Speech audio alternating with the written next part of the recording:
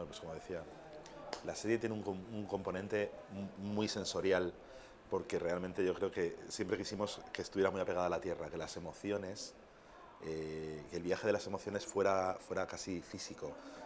Y entonces todos los elementos de sonido, de montaje, de la propia cámara, de cómo está rodado, con esa honestidad del operador de cámara que se mueve casi con la emoción y de repente si le brilla un ojo a la actriz va a por él y está como muy implicado, la propia honestidad de los actores con la propia honestidad de cómo está rodada la serie y luego todo eso en un trabajo de montaje en el que empezábamos a experimentar como tú bien dices, con los efectos de sonido, Las sábanas. exactamente con el sonido de la sábana, con el sonido del agua, con el sonido del café, con cómo todo eso queríamos conseguir algo que fuera como hipnótico, atmosférico, hipnótico y magnético, ¿no? Algo que te atrapara como a los personajes les atrapa, ¿no? En realidad va un poco en contra de los tiempos y en contra de nosotros mismos respecto a La Casa de Papel, donde no Efectivamente, puedes parar para oír exactamente, el goteo del café, pero en esta exactamente. serie sí.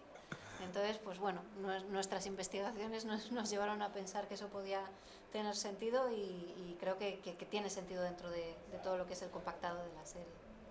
Otra de las cosas que me ha gustado muchísimo es cómo la cosa más mundana del mundo, como comer alitas de pollo, en la serie, en este episodio en concreto, es algo maravilloso para la protagonista, es como si lo hiciese por primera vez. Sí, nosotros siempre nos fijamos mucho en todas las series que hacemos en la narrativa, lo que llamamos nosotros pequeña, ¿no? De lo mundano, de los detalles más pequeños, que son en realidad lo que te andamia un personaje como alguien que tiene una vida real.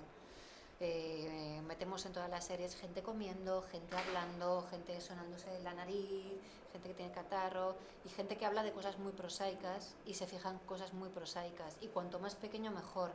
Creemos que la narrativa de las cosas pequeñas es lo que dan vida real a los personajes. Si esta serie fuese una canción, porque en esta segunda temporada me encanta otra vez las canciones que canta Conrado y también la banda sonora que elegís, ¿cuál sería para vosotros esa banda sonora o esa canción? Si la serie fuese una canción, para mí realmente la canción de la cabecera. O sea, pero porque verdaderamente lo que me sucedió, o sea, lo que nos sucedió con esa canción, cómo fue, digamos, la historia fue que de repente escuchamos a Travis en Instagram tocando su cancioncilla con una guitarrita. Y cuando escuchas la letra, la sensación, a mí se me pusieron los pelos de punta porque era absolutamente el embarcadero.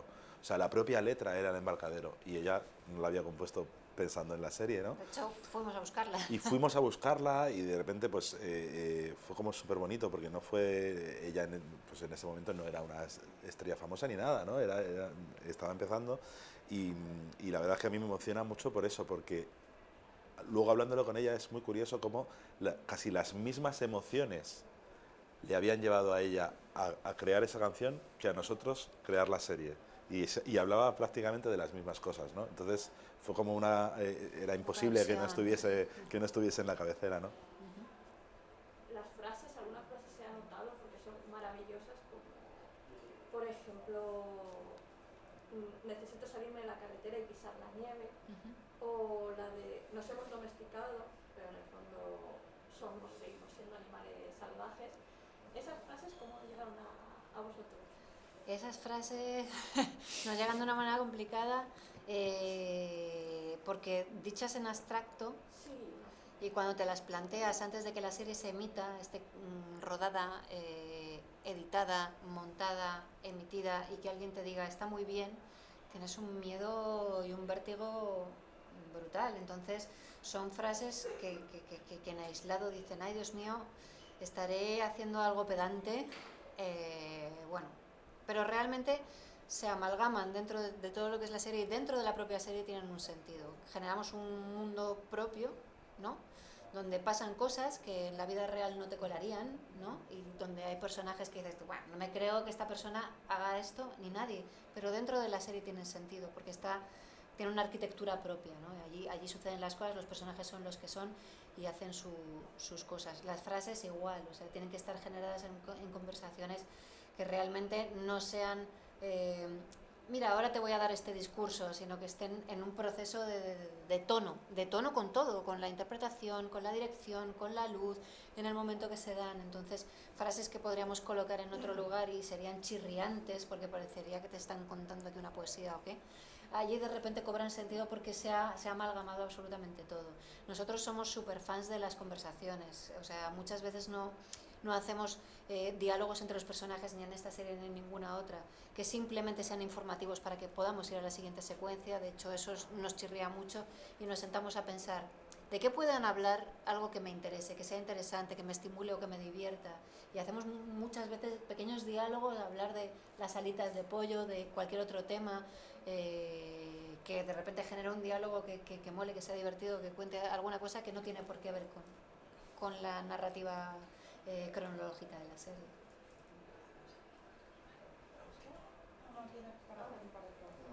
¿Ah, sí? Vale.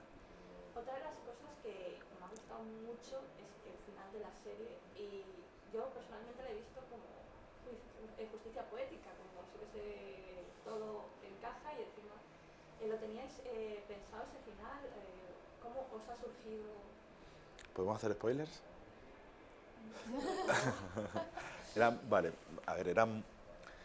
Yo recuerdo que cuando empezamos a crear la serie, obviamente el personaje de Óscar había desaparecido para que pudiera desatarse la serie, y desde el principio se decía, ha sido un suicidio, ¿no? Lo más complicado, ¿no?, era generar un misterio que te alejara de esa primera teoría del suicidio, para que tú como espectador, desde el punto de vista de ellas dos, ¿no?, estuvieras buscando la verdad, le mataron, cuando en realidad estamos contando una historia emocional. Siempre hemos contado una historia emocional y no cabía contar la historia de un asesinato por drogas o por tal. En realidad, él llega se quita su propia vida, digamos, madre mía, que no se emita esto ya mañana, se quita su propia vida por unas razones puramente emocionales, que es de lo que trata la serie, ¿no? Y además, lo que ha sucedido por el medio es que se ha generado, se ha construido en esa búsqueda de uno mismo y en esa búsqueda de romper, digamos, con las corazas, de repente se ha generado una familia, que esa familia que se genera es la que de alguna manera por la que él transitó y no pudo conseguir que eso efectivamente fuera posible, y ahora sin él es posible, ¿no? Y es un poco a mí me parece un final muy bonito. Es un final, bueno, coherente con la propia historia, ¿no? Porque la serie habla mucho de todos los paños que nos ponemos delante de la mirada para no ver la verdad, que en realidad es simple en cuanto a la trama de Óscar. Y luego fue un poco osado, pero muy divertido hacer el final de la serie, de la temporada, porque desvelamos todas estas dudas y preguntas antes de que la serie termine. Y entonces, gente que lo miraba desde fuera decía, ¿y ahora qué? Que ahora tengo a dos chicas que no saben nada de esto, pero yo lo sé todo. ¿Cómo volver a generar interés en el espectador del qué pasará? Para mí el capítulo final es uno de los más estimulantes, precisamente por eso, porque dices, ¿y ahora qué? Pues ahora falta contar un montón de cosas, y la serie te demuestra que había parte que se ha resuelto, pero había mucha parte de una cosa que ha generado un montón de interés, sin ya la figura de Óscar, que es esta pareja de mujeres pensando sus propias cosas y con su propio mundo propio, que todavía te estimula mucho ver dónde acaban, y más perspectivas todavía desde las que hablar. Y la sugerencia del futuro, ¿no? Que es el final, me gustan mucho los finales que te abren un camino, ¿no? No los finales que te los cierran. Que te abren un camino, además, también en forma de libro, en forma también de que una de las protagonistas está escribiendo lo que ella se había guardado, que eso me ha gustado muchísimo, que habéis hecho, digamos, una historia dentro de una historia. Sí. El metalenguaje. Así como unas muñecas rusas. Sí. ¿Lo tenías también pensado? Sí, claro. Sí, la verdad es que una vez que nos dimos la libertad de jugar con los tiempos y con la narrativa de una manera tan loca, ¿no? Porque el flashback no es flashback, sino que de repente aparece, hay trozos de imágenes de 2 capítulos después montados en 2 capítulos antes, y está la narrativa esa del libro, que a veces es metalenguaje y otras veces está dentro de la propia trama, y todo lo que era la narrativa en on y en presente de toda la serie en el último capítulo se convierte en el flashback, porque hay una mirada hacia el futuro. Entonces, una vez que estuvo establecidos los códigos para poder jugar con esa libertad sin confundir al espectador, la verdad es que tu capacidad de expresión es mucho más grande. Fue un reto, un experimento también, y fue muy bonito por eso, porque nunca nos habíamos enfrentado a hacer una serie así, ¿no? En la que la emoción pura fuese la única línea de la que podías tirar, ¿no? Y tuvimos todos que reinventarnos de alguna manera y enfrentarnos a ello, y yo creo que yo por lo menos estoy bastante satisfecho con el resultado, ¿no? Pues tenemos que terminar. Muchas gracias a ti.